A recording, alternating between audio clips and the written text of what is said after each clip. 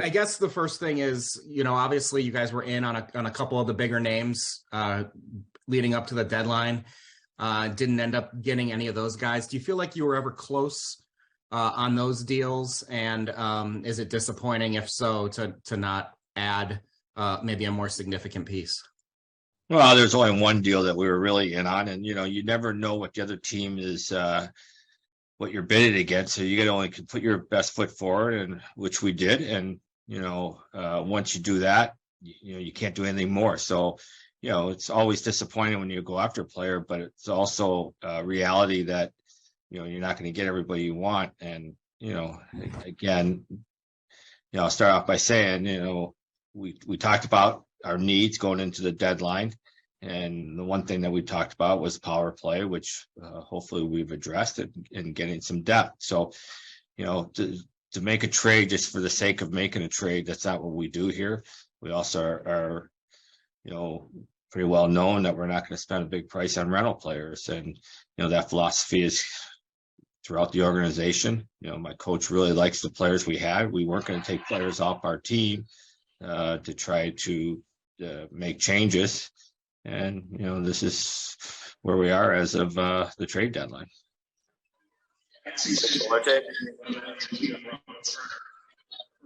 Thanks very much, Don. Good to see you again, sir. What is the message to the guys in the room? Because as you said, you didn't want to break up what was in the room. You've augmented by sending a draft pick and a player that hasn't come to America yet, a third-round pick. What's the message to the guys in the room that going forward with 20-some games to play? Yeah, I had met with some of our leaders of our team before they left town because I'm still in Raleigh. We did the trade deadline here, and we have something good with this bunch of guys, and led by Rod, and they believe in each other. And the one thing that this group is very close, and I know the concern was that we were going to maybe have to lose somebody off our roster to make it a significant move, and that was something that we talked about. I've always said you try to build your team as best you can in the summer. And, last year we got Burns because we had lots of cap space and Patch ready. And unfortunately, Patch, we all know the story there. I think you can tweak it at the deadline. And it's, again, every organization's got different philosophies and different reasons for doing things. But our philosophy is that, we're not going to pay a ransom price for a short-term result that may not be there for you. There's a lot of good teams that aren't going to win a round this year, and that's just the way playoff hockey goes.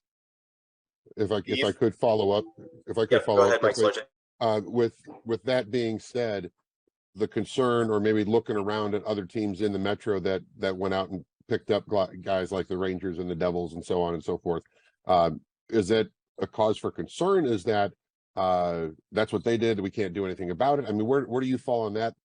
Is it maybe a thought that they were just trying to play some catch up with Boston and perhaps even you guys?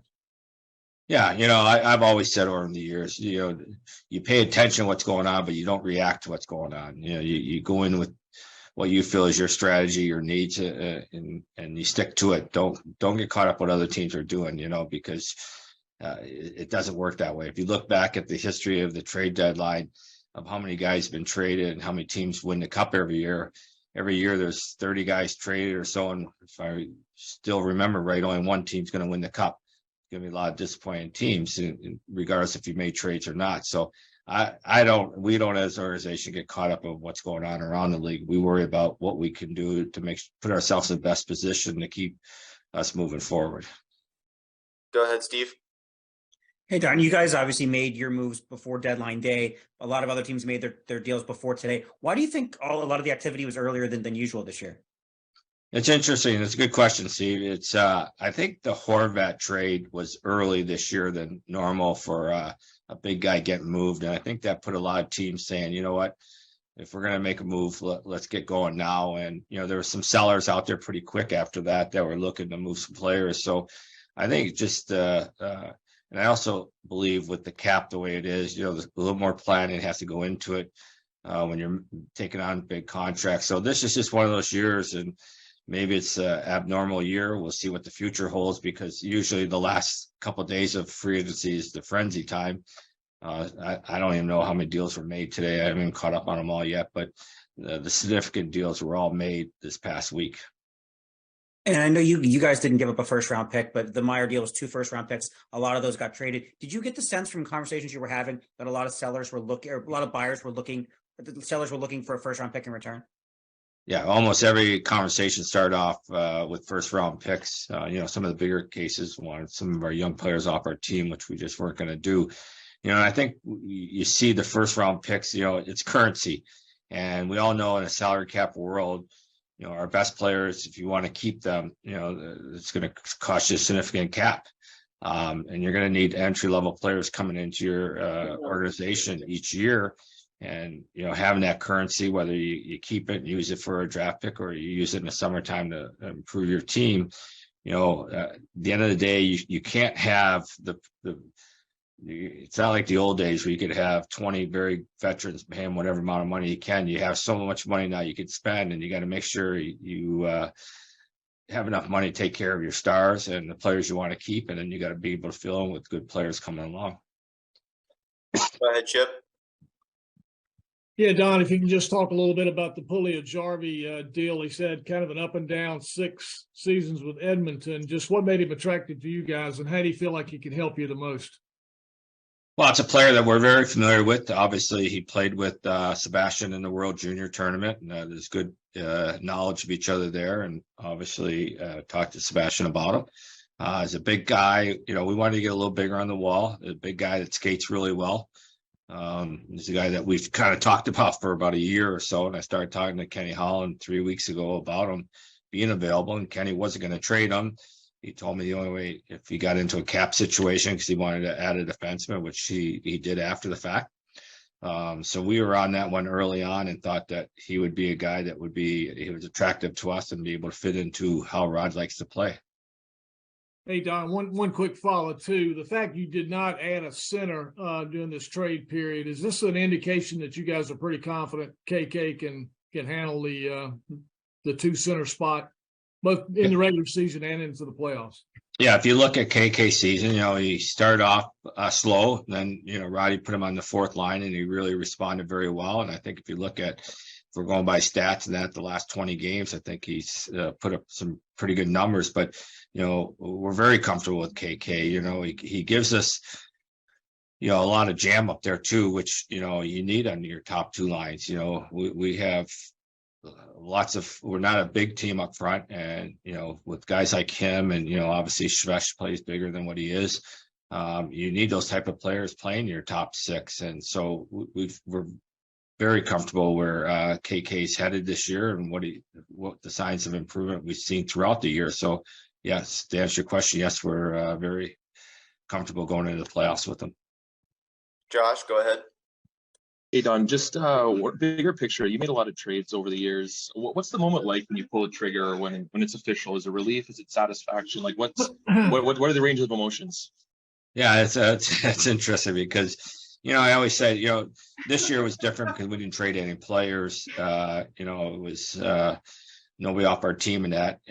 We traded draft picks and a prospect. So it was a little easier. It's harder when you're taking players off your team. And I can say over the years, I've traded some of my best friends as far as guys that I've really known. I knew some of the guys way before. I traded Ray Ferraro, who was a friend of mine. He was a captain of our team, and I always say you got to make a trade in your heart that is helping your hockey team. You're never making a trade to hurt anybody. So it doesn't matter who you're trading. If you truly believe it's going to make your hockey club better, you have to do it. So I can tell you there's some very hard conversations, some sleepless nights, knowing that you're going to have to talk to a player about uprooting his family and moving to a new city. But it goes with the job, and you take it hard, but you're doing the right thing for the organization.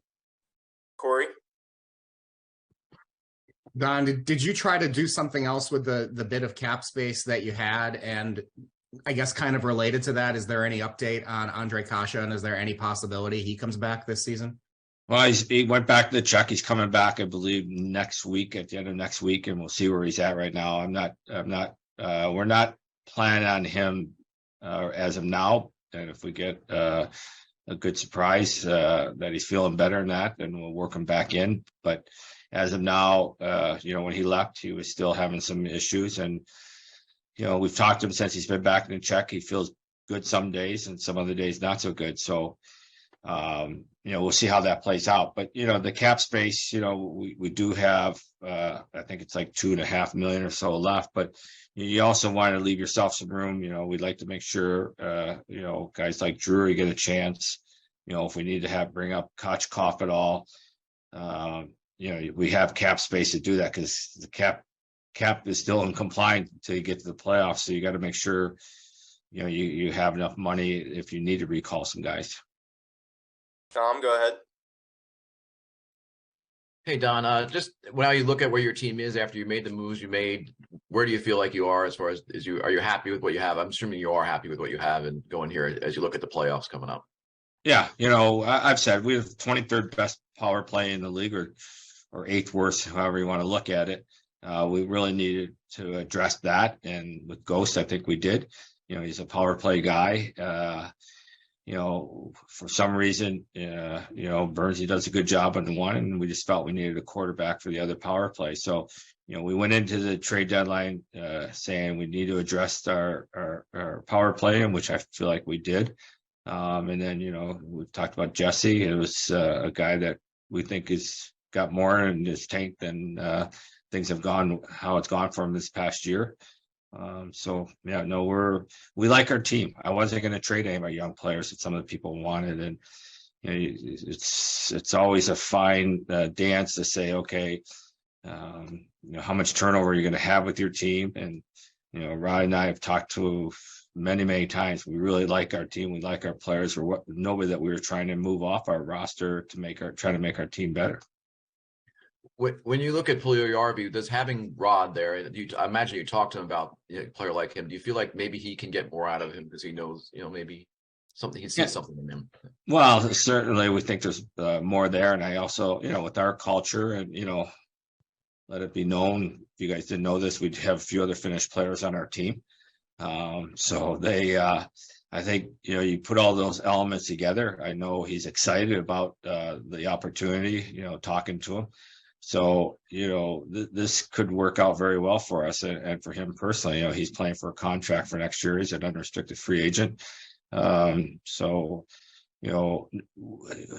we had a lot of background on this player. It wasn't like we didn't know much about this player. We had a lot of background from not only a playing standpoint professionally, but from a personal standpoint too, having guys that have played with him in our room. So, yes, we think there's going to be something there that we're going to get out of him. Thank you. Ryan? Hey, Don, obviously you said, Shane and Yessa are two players you kind of are confident with adding to your team, but were they players that you guys had circled maybe a couple of weeks ago, or were they kind of guys you kind of circled back to as the market kind of made its way?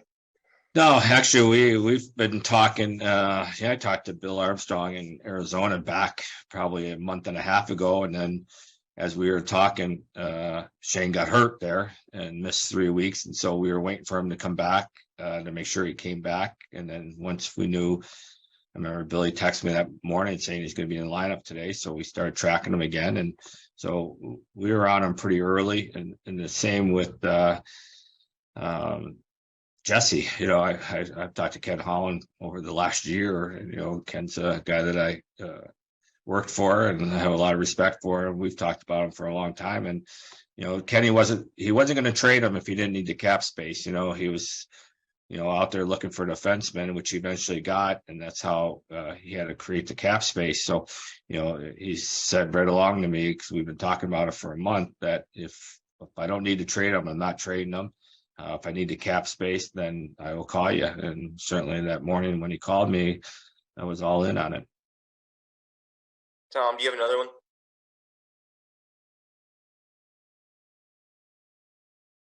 No, thank you. Okay, go ahead, Corey.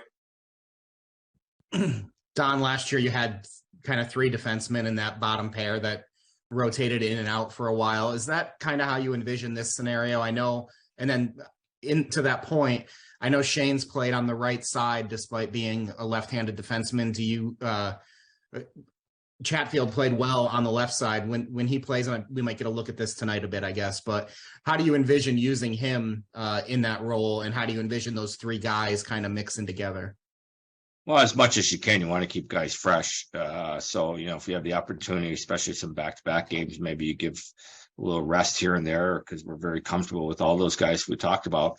I don't know if there's any set rotation right now. Obviously, Ghost is going to go in there tonight and play with Chatfield, and we'll see how that goes. But, the goal is to keep, you're going to have some injuries along the way, even hopefully just for a night or something. And, we got a lot of back-to-back games coming up, so we want to be smart about that and manage the ice time for all our players because, we're not going to win or lose in the playoffs this month. We got to make sure we put ourselves in the best position and be as fresh as we can when the playoffs start. Mike Solarte, go ahead. Thanks very much. Don, question about Yessa. Has he joined the team yet? I don't know if I missed the meeting, but I know he had visa issues. Yeah, no, he didn't have a U.S. visa. He's got a Canadian visa, so he's still in Edmonton. He's skating up there. It created all kinds of stir with the Canadian media today that he was still there. And they thought we were maybe trading him someplace else, but he's got an appointment Monday in Ottawa. It takes usually a couple weeks. We got it expedited. So he's got his appointment Monday. If everything goes well, which we're expecting, he'll join the team Monday evening in Montreal. And you could see him as early as Tuesday, or we could wait till we get back home on Thursday. But it's all visa related at this point. And then this is a follow in terms of the total roster and players that you can carry. Is there a move coming that someone's got to go to Chicago, or are everybody that you have now with 2 additions? That's what. Yeah, no. Every player that's here now, none of them can go to Chicago actually because they need waivers. Waivers expired, so now you have an unlimited roster. So as long as you have the cap space, you could have 30 guys right now. If you have the cap space. So the guys that you see right now are staying here. We're gonna have a plan in place to get Jack Drury some games here coming up. But other than that, we'll just. Hopefully, like I said, if we need some guys to take a rest here and there and we need to bring other guys up, we'll have the cap space to be able to do that. Last one. Go ahead, Corey. Don, I heard you on the radio and you said you have a couple shadow Twitter accounts that you keep eyes on things. So you probably read the same thing that I read from a lot of fans who are concerned about what the rest of the division did. Do you guys have been in first for a while now. Do you still think you're the best team in the Metro? And do you still think you have a chance at even catching Boston here? Well, let me clarify. I actually said I don't read Twitter and I don't read Instagram and I don't read Facebook. It's dangerous, good or bad. What I said is I don't have an account, but every week we're shutting down a fake Don Waddell account because people like to use my name and get out there and say things that get back to me. So my attorney, Nigel, spends every week usually shutting down a Twitter account. But so anyways, that's that. But as far as, we feel like we're have a really good chance to advance in the playoffs. I don't worry about Boston. Boston's, before they made these changes, they were the best team in the league. So, they're going to continue to roll. What I'm worried about right now is the Carolina Hurricanes putting themselves in a position to win as many games as possibly we can and finish as high as we can. And, whoever that first round matchup is, it's very unknown at this time. We could finish, any place here in the top, and who knows who's going to finish 7th, 8th. And if we finish second, that's the way it goes. But, whoever we play, they're all good teams. If you look at the standings, teams are separated by, 6, 8, 10 points at the most. So, over the course of a year, it's not a lot of difference in the win column. They're all good teams. So if you don't bring your A game when you playoffs start, regardless of where you finish in your seeding, you're going to be in trouble.